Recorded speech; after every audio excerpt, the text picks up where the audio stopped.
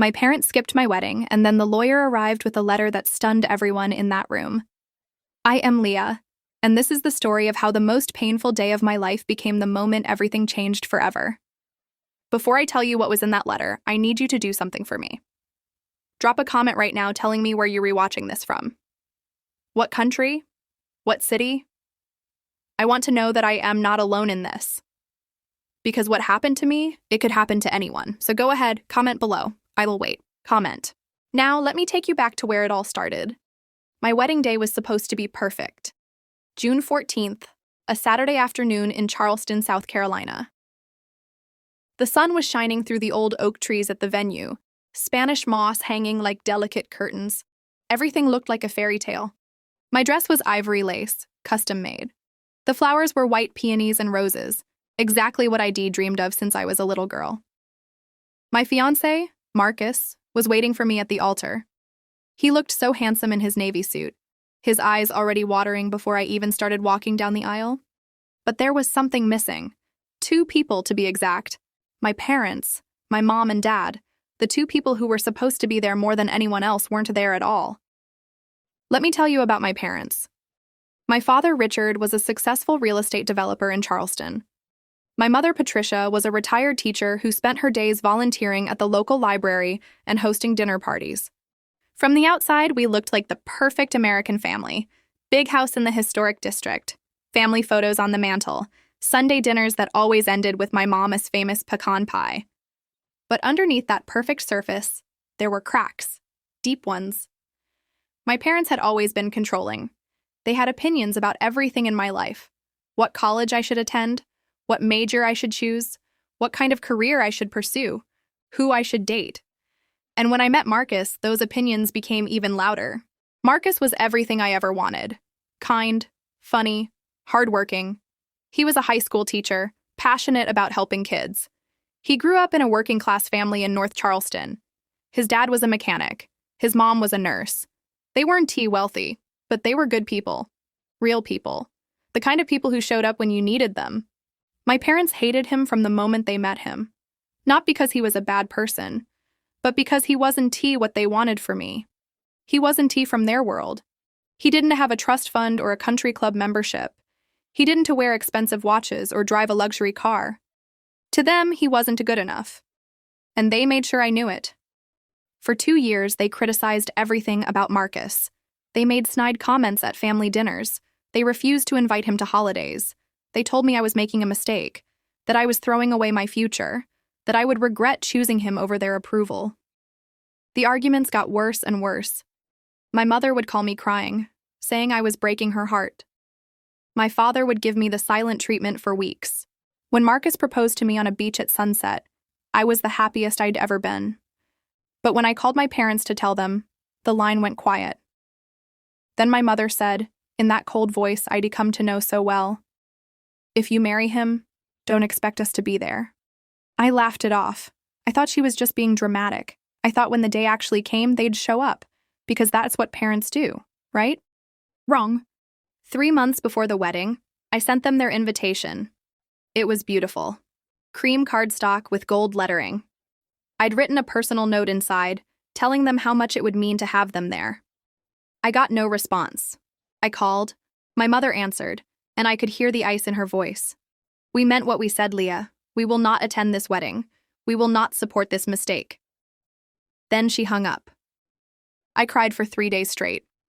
Marcus held me while I sobbed into his chest, asking him why my own parents couldn't love me enough to show up for the most important day of my life. He didn't have answers. He just held me. I thought about postponing the wedding, maybe even calling it off. But then I looked at Marcus, at this man who loved me unconditionally, who never tried to change me or control me, and I knew. I knew that marrying him was the right choice, even if it meant losing my parents.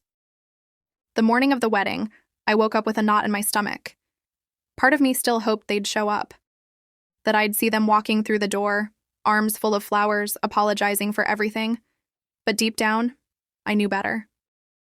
My bridesmaids tried to distract me. My best friend Sophie kept making jokes and playing upbeat music while we got ready. My future mother-in-law, Carol, held my hand and told me I looked beautiful. She told me that family isn't just about blood. It's about who shows up, who stays, who loves you through everything. I tried to believe her. The ceremony was at 4 o'clock. By 3:30, guests started arriving. I watched from the bridal suite window as people filed in.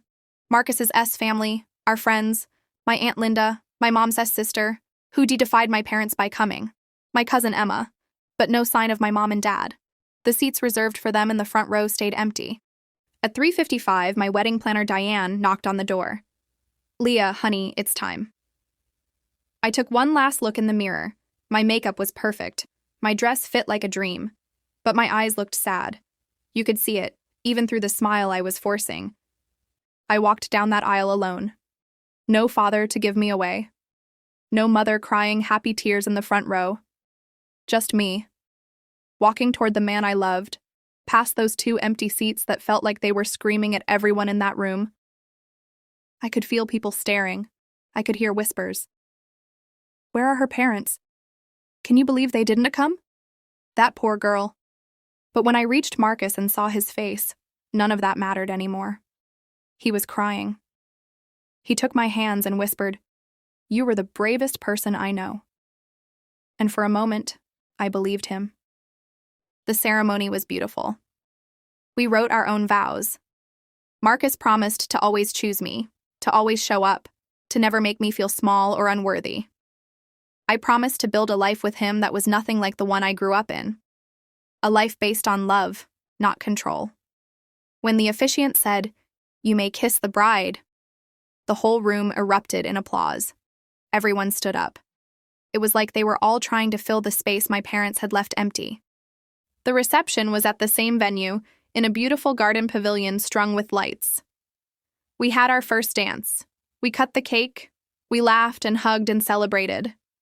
But there was still this ache in my chest, this empty feeling that wouldn't go away. Every time I looked at those empty seats, now moved to an empty table, I felt it all over again. The rejection, the abandonment, the loss. It was around 7:30 when everything changed. We were about to do the father-daughter dance, which we'd replaced with a dance with Marcus's S-dad, Jim, who'd volunteered to step in.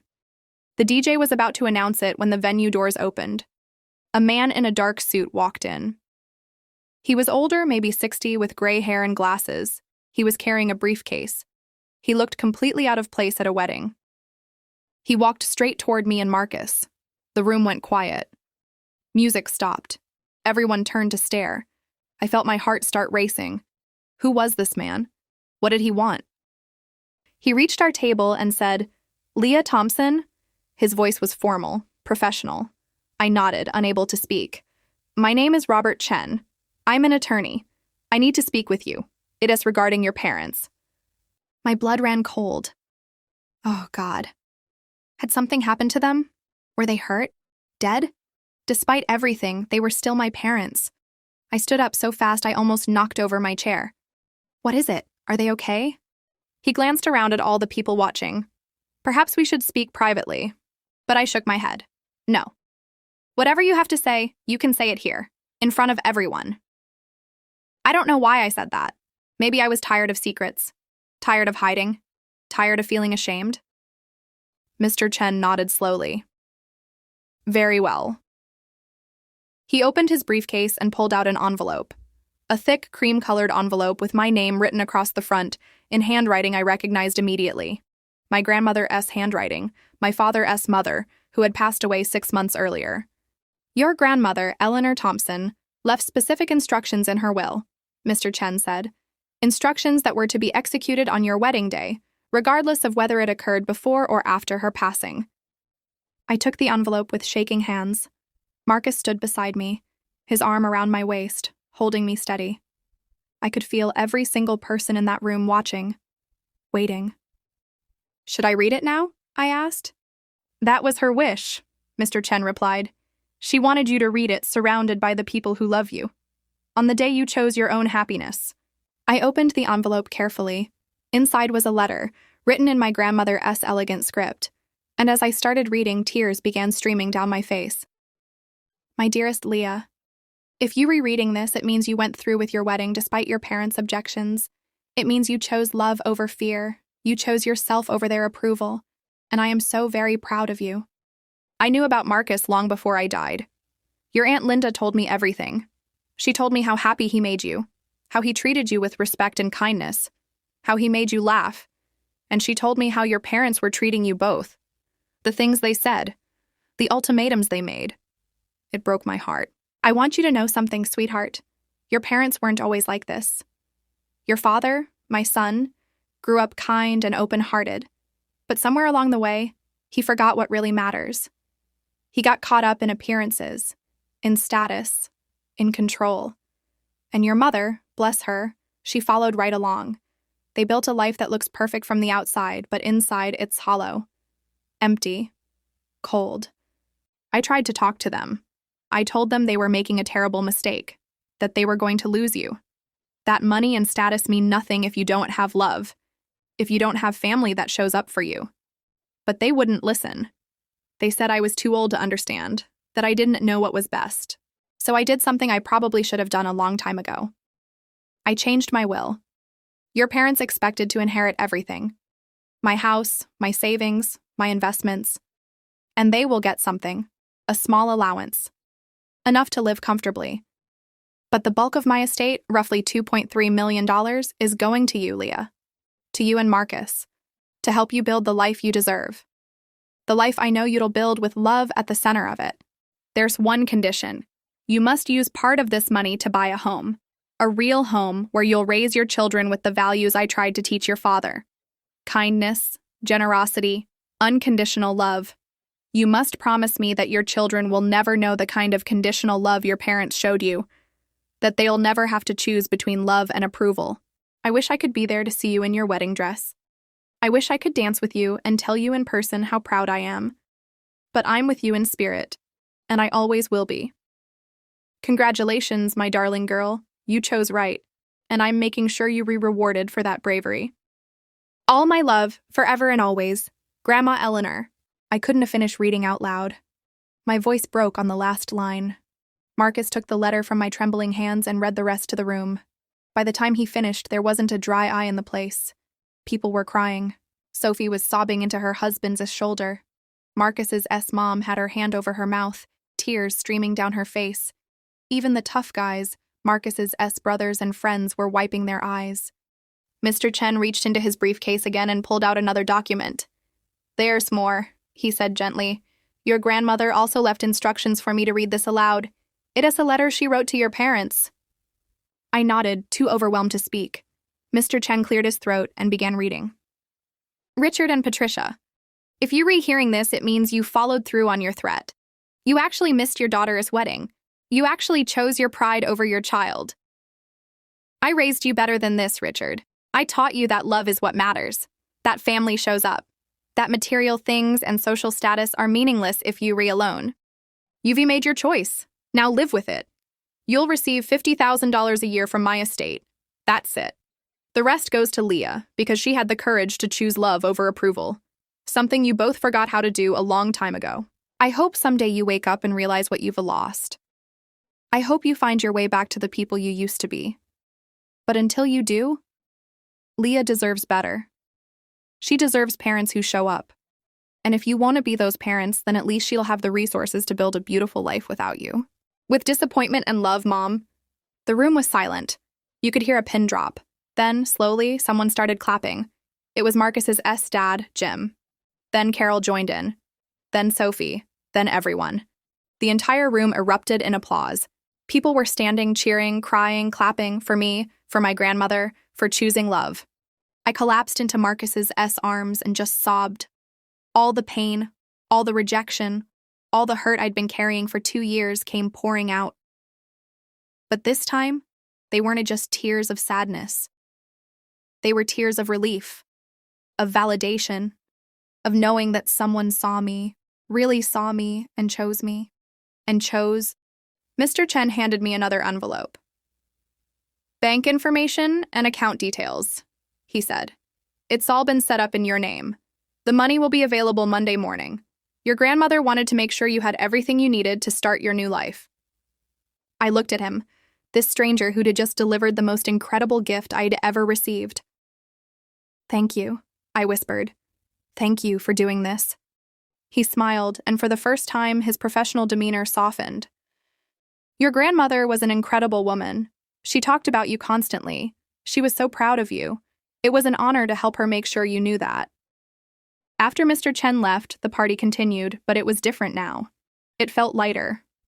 Freer. People kept coming up to me, hugging me, telling me how happy they were for me. My Aunt Linda pulled me aside and told me that my grandmother had called her 3 weeks before she died. She'd told her everything. She'd made Linda promise to keep supporting me, no matter what my parents said. We danced until midnight. Marcus and I did our first dance again, just because we wanted to. This time, it felt different. It felt like we were dancing into our future. A future we could actually afford to dream about now.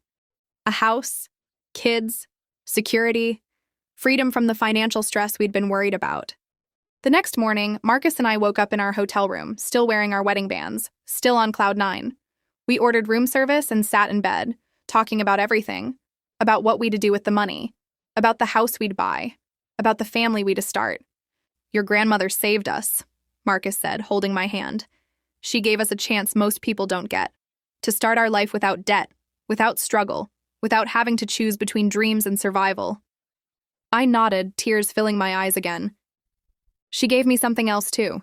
She gave me proof that I wasn't crazy, that my parents were wrong, that choosing you, choosing love, choosing myself, that was the right decision." We decided to use the money wisely.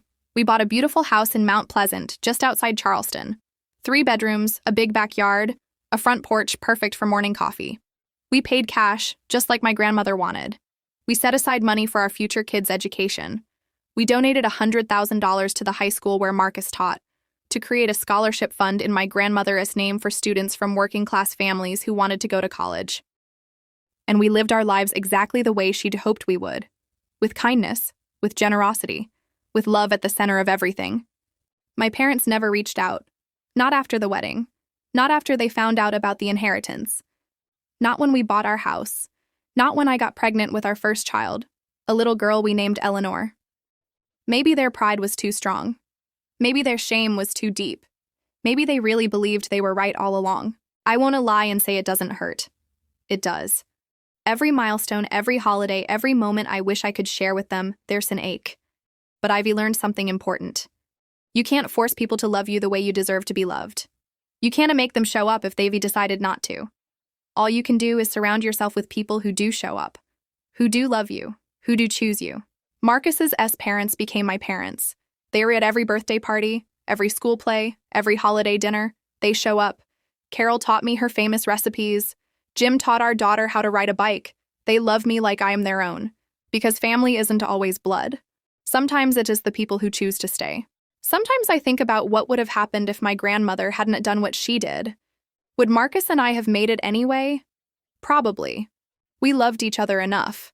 But we would have struggled. We would have stressed about money. We might have resented my parents even more. Instead, my grandmother gave us a gift that changed everything. Not just the money, although that helped, but the validation. The proof that someone believed in us, that someone thought we were worth investing in. So here's what I want you to take away from this story. If you were struggling with family who doesn't support you, who doesn't see your worth, who makes you choose between love and approval, know this. You are not alone. You are not crazy. And choosing yourself, choosing love, choosing the life that makes you happy, that is not selfish. That is brave. That is right. That is exactly what you should do. Your worth is not determined by people who refuse to see it. Your happiness is not dependent on approval from people who withhold it to control you. You deserve to be surrounded by people who show up, who celebrate you, who choose you again and again without conditions. My wedding day started as the most painful day of my life. My parents chose to miss it. They chose pride over love, control over connection. But it ended as one of the most beautiful days of my life, because I was surrounded by people who did show up, who did love me. And I learned that sometimes the family you build is stronger than the family you were born into. If you made it this far, thank you for listening to my story. Thank you for being here with me. I hope it helped you in some way. Maybe you were going through something similar. Maybe you needed to hear that it's okay to choose yourself. Maybe you just needed a reminder that love wins, that kindness wins, that showing up wins. Do me a favor. Subscribe to this channel if you haven't already. Hit that notification bell so you don't miss future stories. And most importantly, leave a comment. Tell me your story. Have you ever had to choose between love and family approval? Have you ever been surprised by who showed up for you? I read every single comment and I want to hear from you. Remember, you are worthy of unconditional love. You are worthy of people who show up. And if you have to walk down that aisle alone, walk it anyway. Because on the other side is the life you were meant to live. The life you deserve. And trust me, it is beautiful. This is Leah signing off. Until next time, choose love, choose yourself, and never apologize for it.